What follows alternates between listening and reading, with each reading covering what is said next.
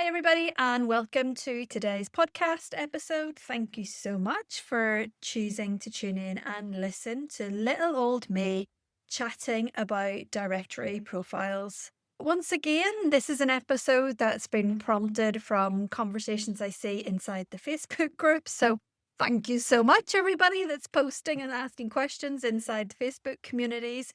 It gives me a wealth of information to talk about here on the podcast. And so today the topic is going to be around directory profiles and why we shouldn't be relying on them alone to fill our therapy practice. So I guess the first place really to start is the theme that I see cropping up time and time again. I'd say like every day inside the counselling Facebook groups, I see a post of somebody saying, "Help, I've written my directory profile, no inquiries are coming through," or "I used to rely on X directory profile. I used to get loads of referrals through. Now the referrals have dried up and I don't know what to do. What am I doing wrong?" sort of thing. And what I would say is that directory profiles, I think, are worth having, yes, and they can be beneficial in that they can bring in client inquiries and that they can also support SEO by linking to your website. So they are worth having, but I would not be relying on a directory profile alone if I'm looking to build a prosperous and sustainable private practice. For me, directories are a passive way of marketing. And what I mean by that is that's exactly what we used to be able to do. I'd say like pre-COVID, 5, 10, 15 years ago, that you could just pop up your little directory profile and that was all you had to do, one and done, and then just wait on referrals and wait on inquiries coming in. That's no longer the case for numerous reasons, I think. Probably because there's now a lot of different directories. There are more counsellors than ever who are now qualified and setting up in private practice. So the directories themselves are more competitive. There are other ways that clients can now access therapy. Previously, it would have been the norm, I guess, for most people, is that they would have just done a search and looked for somebody locally and would have gone to have seen a therapist in person. And the proximity and location would have been really important.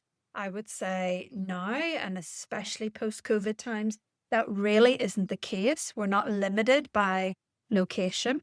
And clients will spend much more time considering exactly the type of therapist that they want to look for. And they don't mind if that potentially means working virtually, working online. And so they're not limited by location. So they can choose a therapist anywhere in the UK or Ireland that they want to work with.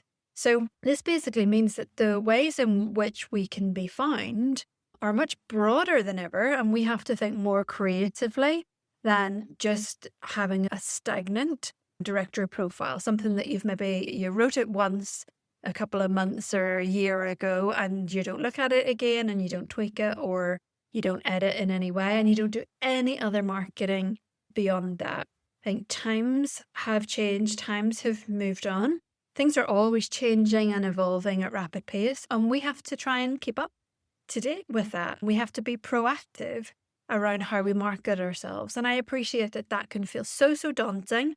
You didn't go through all of this training to become qualified, to set up in private practice, only to discover there's a whole new skill set that you don't know.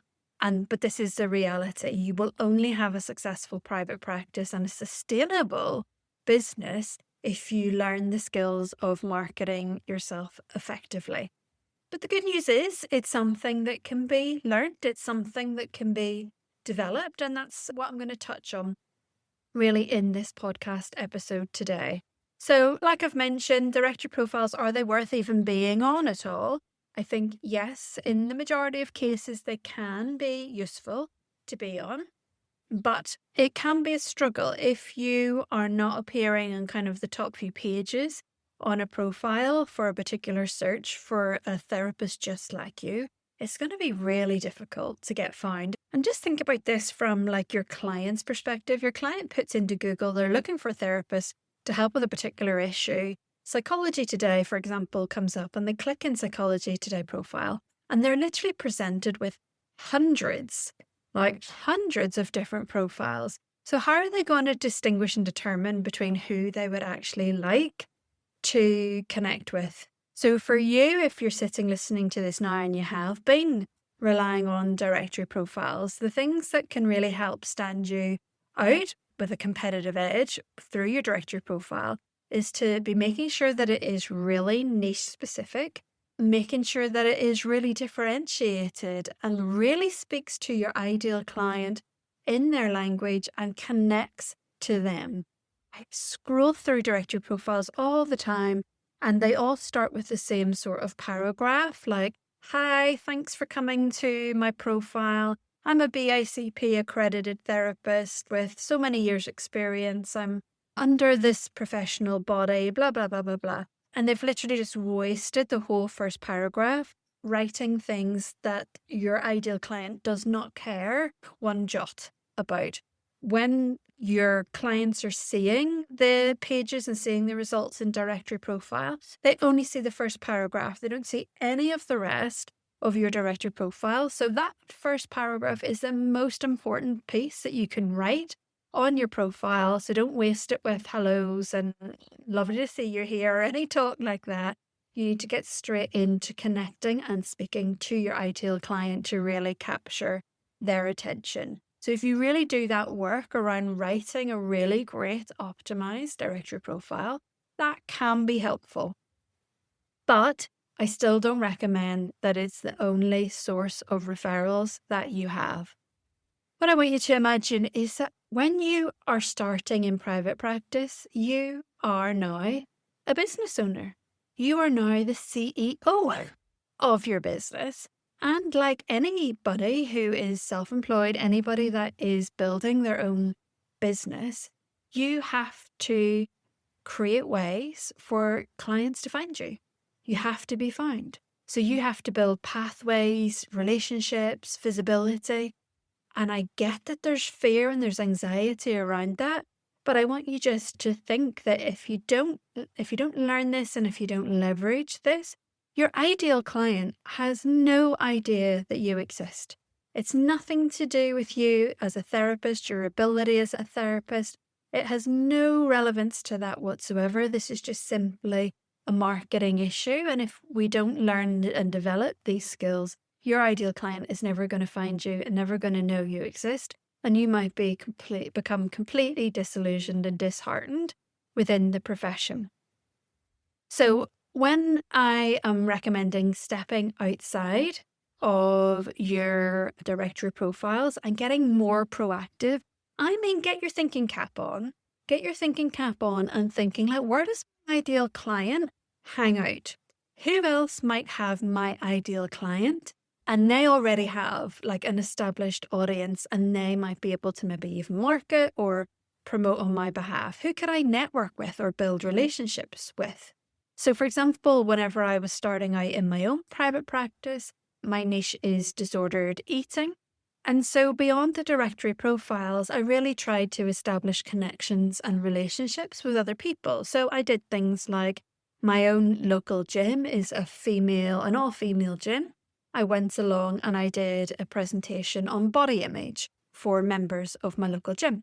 I reached out and had virtual coffees with local nutritionists and local eating disorder dietitians in my local area, because when they maybe are working with a client from a dietetic perspective and they recognize that the client might need psychological support, they can recommend me. I did things like I hosted free events, free webinars, offered to do corporate wellness talks, public speaking.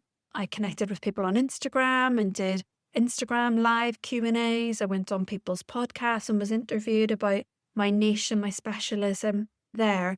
And these are the sorts of things that they don't necessarily pay off in the very moment that you do them.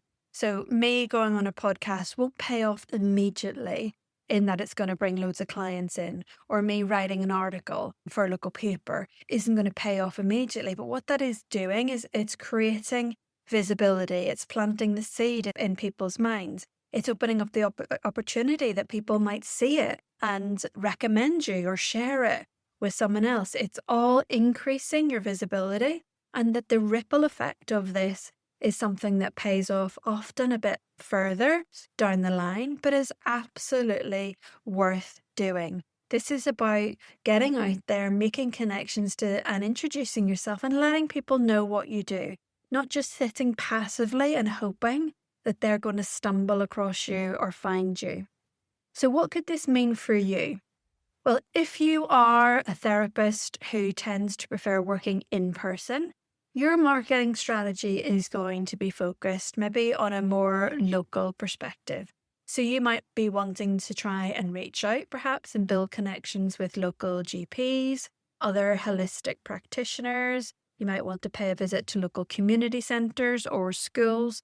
Just thinking again about your ideal client, where they might hang out, where they might visit other services that could really then benefit from your service and your support.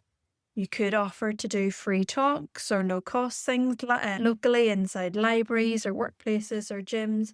And again, bringing it back to your ideal client. So, for example, if I was a therapist who was specialising, say, in postnatal depression, I would be thinking about, could I go along, connect with local mums and tots groups or things like that? Could I offer to go in and do a little free talk about wellness or about mental health support for new mums or about sleep or whatever? Anything that gets me in front of a population where my ideal client might potentially be in. And again, it's because you don't know the ripple effect of that. Again, if I was local in person, I would definitely want to be making sure that I have got my Google business profile updated. I would want to be making sure that it's optimized with my keyword specific, my niche specific kind of keywords. I would want to make sure that ideally I have reviews on there, that I've got content on there, photos, anything on there that is going to help optimize my Google profile above other people's. I would definitely be wanting to make sure that I've done that. And leveraging things like local Facebook groups or local communities. This is a little strategy I talk about all the time that gets completely overlooked but can be really helpful, is that if you're a member of local Facebook communities, I don't recommend going in and spamming all of those Facebook groups saying, hi, I'm a therapist specializing in X and I have availability and come work with me. But what you could be doing is you could be sharing if you have like a free resource that might be helpful, if you have a blog that they might be interested in, if you see somebody's asking a question that is related to your niche around anxiety or whatever it may be, that you could be responding to those comments in a helpful and care-given way. So that could be, here's a breathing technique that I recommend, or here's a podcast that I listen to that you might like. But you're just offering help and offering value without going in and needing to be salesy or needing to be pushy, because people will see your comments and people will click on your profile and they'll see what you do and they'll notice what you do. And again, it's just about creating those little ripples that might come back and pay off further down the line. So those are the kind of things you can think about if you're local and in-person based. If you are practicing primarily online, then the strategy is going to be different, because you can leverage, when you're local, you can leverage locations and location-specific SEO. When it comes to being found online, that's a whole different ballgame, because all of a sudden you're a small fish in a very big pond. So you have to think about what are the things that are going to make it easier for your ideal client to find you. So first and foremost, being super, super clear on your niche is the first thing. And you're probably not surprised to hear me saying that, because if you're working as a generalist, expecting people just to be able to find your website in a search probably isn't going to be realistic. So the more that you can really niche in on your ideal client, have a really good quality website that is really well written, that speaks directly to your ideal client in their language. It speaks directly to their pain points and their hopes and desires. That is really going to help you. I would say for the most part, if I was looking to specialize in being an online therapist, I would probably want to invest. If I wasn't tech savvy around SEO, I would probably want to invest in getting some support specifically around SEO. And that would look like making sure that there is keyword research done around my website, that there's enough keywords optimized across my website, that my title descriptions, my headings, my meta tags, all of those sorts of things are SEO optimized. And if I'm saying that and you haven't got a clue what I'm talking about, then that might be something that you would want to invest in some support in, because without SEO, you may not get any organic traffic going to your website as well. And as an online therapist, your website should be your prime source of marketing. It should be doing a lot of the work for you. So the actual getting your website SEO optimized might be something you invest in some support with.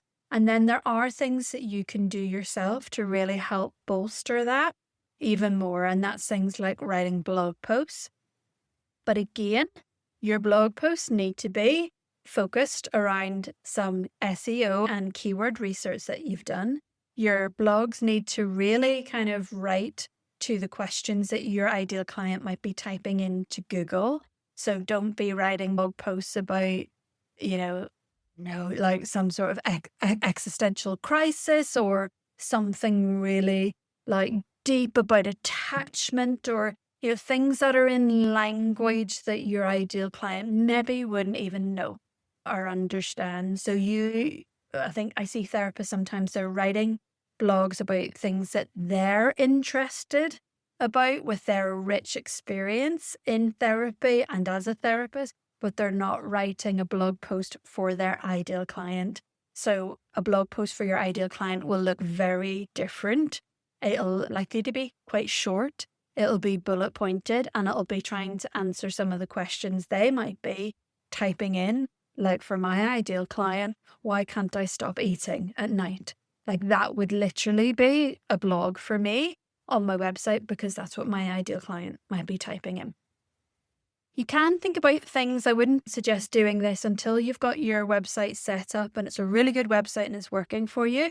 Then you can think about how you expand beyond the website and what other things that you can do. That could be you could have a great free resource on your website that you're encouraging people then to subscribe to your email list, and you could start building an email list, because those potentially could be people that end up working with you then in the future. You could be setting up social media and growing an audience on social media and connecting them from your social media to your website.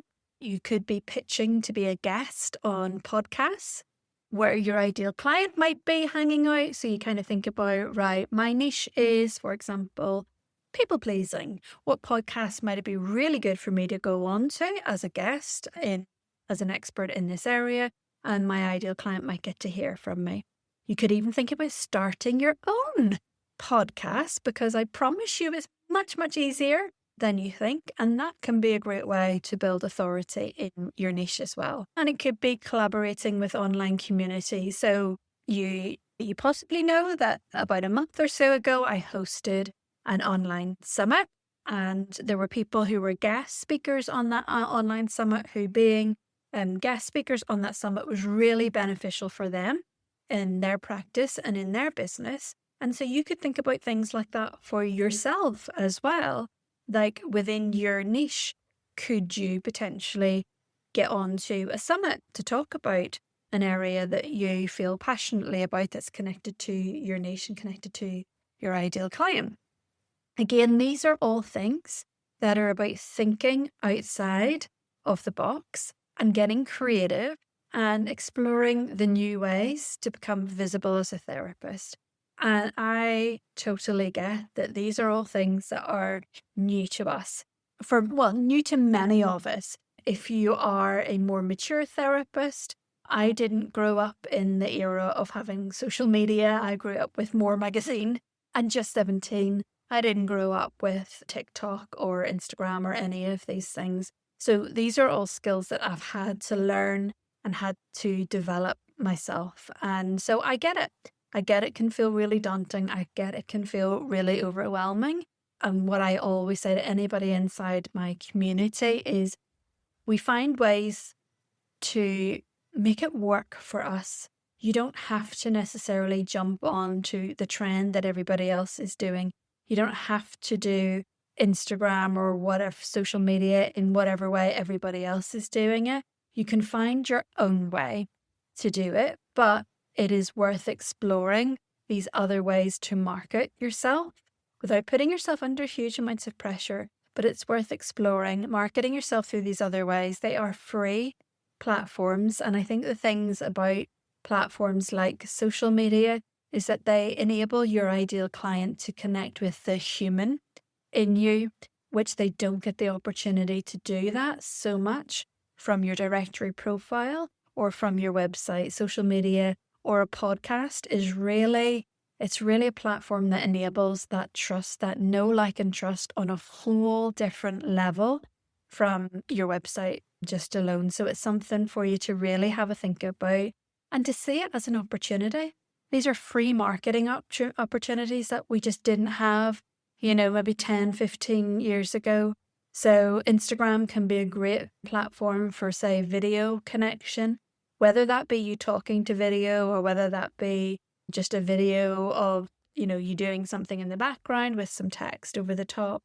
We have Threads, which is really good for people who maybe prefer written content or for people who really like having really thought-provoking conversations. Threads can be a great platform for that. TikTok.